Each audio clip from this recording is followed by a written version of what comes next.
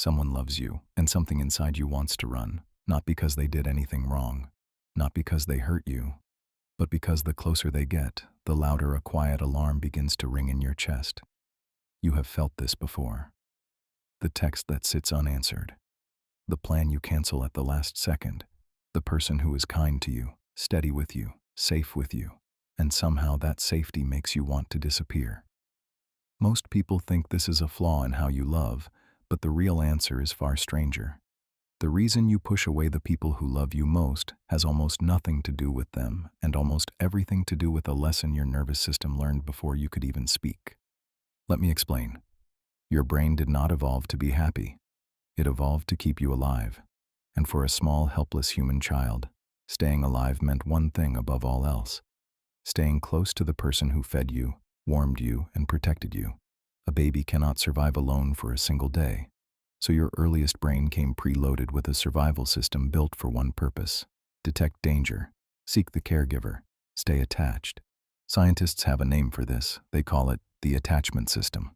And it was first mapped out by a British psychiatrist named John Bowlby in the middle of the last century. Bowlby noticed something strange about children separated from their parents. They did not just feel sad. They panicked. They protested. And then, if the separation lasted long enough, something colder happened. They went quiet. They stopped reaching. They acted as if they no longer cared at all. That quiet was not peace. That quiet was a strategy. Here is the part that changes everything. Your attachment system is still running right now, in your relationships, in your friendships, in the way you react to a partner who wants to get close. It never switched off. It simply learned very early what kind of world it was living in, and it built its rules around that world. So, picture a baby. This baby cries. Sometimes a caregiver comes with warmth and comfort. Sometimes the caregiver comes, but tense, distracted, overwhelmed, and sometimes no one comes at all. This baby cannot change its parents. It cannot move out. It cannot talk it through. It has only one power. It can adjust itself. And that is exactly what it does. Bowlby's collaborator, an American psychologist named Mary Ainsworth, designed a now famous experiment to watch this adjustment happen. She called it the strange situation. A parent and a young child enter a room. The parent leaves for a few minutes, then the parent returns. That is the whole test. It sounds almost too simple to matter. But what Ainsworth saw in those reunions revealed the hidden shape of a child's inner world. Some children cried when the parent left, then reached for them when they came back, calmed down, and returned to play. These children had learned a simple truth. When I need you, you come. Closeness is safe. But other children did something that stunned the researchers. When the parent left, they showed almost no distress. When the parent returned, they looked away. They kept playing with the toys as if nothing had happened. On the surface, these children seemed independent, unbothered, strong. Except they were not calm at all. When scientists later measured these same children, they found racing heart rates and stress hormones flooding their small bodies. Inside, the alarm was screaming. On the outside, they had gone silent. They had learned a different truth. When I reach for you, it does not go well. So I will stop reaching. I will handle this alone. That child grew up. That child might be you. We call this pattern avoidant attachment. And it is not weakness. It is not coldness. It is one of the most intelligent things a small brain can do in a home where closeness felt unpredictable, unsafe, or simply too much. If reaching out led to rejection, tension, or disappointment, the child's brain drew a logical conclusion. Need is dangerous. Depending on people is a trap. The safest move is to not want anything from anyone. And here is where it gets painful. That survival strategy worked. It kept you steady when you were small. It protected a heart that was too young to protect itself. Your brain filed it away as a success. And a brain never abandons a strategy that once kept you safe. So now you are an adult. Someone loves you. And that ancient system wakes up. When another person moves close, your attachment system runs its oldest calculation. It scans for the danger it once knew. And to a brain wired by early distance, love does not register as safety. Love registers as exposure, being seen, being needed, being depended on, all the things that once ended in disappointment. The alarm rings. quiet but insistent, and it whispers the only lesson it ever learned. Get some space. Protect yourself. Pull back before this can hurt. You are not sabotaging your happiness. You are obeying a childhood instruction that no longer fits your life. There is a beautiful piece of science that shows just how deep this runs. A psychologist named James Coan ran a study where he placed people inside a brain scanner and told them they might receive a small electric shock. Fear lit up their brains. Then he let them hold the hand of someone they loved, and the fear circuitry in the brain went quiet. Human touch, human closeness, literally turned down the volume on threat. We are wired to be soothed by each other. Connection is medicine for the nervous system. But for people shaped by avoidant patterns, that soothing does not fully land. The hand is there, the love is there, and the system that should relax stays half-braced, unable to fully trust that the closeness will hold. The medicine is offered. Something in you refuses the dose. That is the quiet tragedy of pushing people away. You are not rejecting love because you do not want it. You are rejecting it because some part of you never got to learn that it was safe to have. And make no mistake about how deep this need runs. Decades ago, a psychologist named Harry Harlow ran an experiment with baby monkeys that changed how science understood love itself. He gave each infant monkey 2 artificial mothers.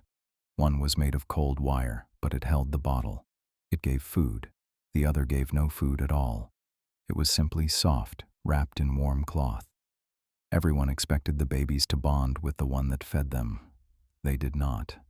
The monkeys clung to the soft cloth mother almost every hour of the day and only darted to the wire one to feed before rushing back to the warmth. When they were frightened, they ran to the cloth. Comfort, not food, was what they called home. Harlow proved something we forget as adults.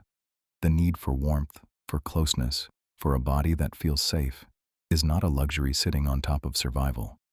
It is survival. It is written into us at the same depth as hunger. So when you push away the person offering you that warmth, you are not fighting some small preference. You are overriding one of the most primal instincts a mammal has. That is how strong the old fear must be, to beat an instinct that powerful. And that tells you something. The fear is not weak. It is just wrong. Notice how it actually shows up. It is rarely dramatic. It hides inside reasonable-sounding thoughts. I just need my independence. I work better alone. They are getting a little clingy. I am not sure they are really right for me. Things feel too intense. These thoughts feel like truth. They feel like your real opinion. But watch when they arrive. They tend to appear at the exact moment a relationship becomes secure. The moment the other person truly commits. The moment you could actually be loved for real. That timing is the tell. Distance did not become appealing because something went wrong. Distance became appealing because something went right. And right feels unfamiliar, and unfamiliar feels like danger. There is even a name for one version of this. Researchers who study adult relationships, building on the work of Cindy Hazan and Philip Shaver, describe how avoidant people often idealize partners who are just out of reach and lose interest in partners who are fully available. The unavailable person keeps the attachment system comfortably at a distance. The available person triggers the alarm. So you chase the one who cannot love you and flinch from the one who can. Not because you are broken, because your brain confused distance with safety a very long time ago. So what do you do with this? The first thing is the hardest and the most freeing. You stop believing that the alarm is telling you the truth. When someone loves you and you feel the sudden urge to run, that feeling is real. But it is not information about them. It is a memory wearing the mask of a reason. It is a small child inside you, bracing for a disappointment that already happened, long ago, to someone who could not protect themselves. You can feel that alarm and choose not to obey it. The second thing is to understand what your nervous system actually needs. It does not need to be forced into closeness. It needs proof, slowly, that closeness will not repeat the past. Every time someone stays after you expected them to leave, a little rewiring happens. Every time you let yourself be seen and the sky does not fall, the old lesson loosens its grip. Psychologists call this earned security. It means the pattern you were handed is not the pattern you are stuck with. Attachment styles are learned, and anything learned can be learned again. The third thing is simply to name it, out loud, to the people who love you. When you can say the truth, When you can tell someone that closeness sometimes makes you want to pull away and it is not about them, you turn a silent instinct into a shared understanding. The thing that once made you run alone becomes something you face together. That is how the pattern that was built in one relationship gets healed inside another. Because here is the truth your childhood brain never got to learn. Needing people is not weakness. Depending on someone is not a trap. Being loved does not have to end in disappointment. The distance that once kept you safe is now the only thing keeping you from the closeness you have always quietly wanted. Someone loves you, and something inside you wants to run. But now you know that the wanting to run was never the real you. It was a frightened child, using the only tool it ever had, trying to protect you from a danger that is already gone. You can thank that child for keeping you alive. And then, gently, you can teach it something new, that this time, the person is safe, that this time, you are allowed to stay.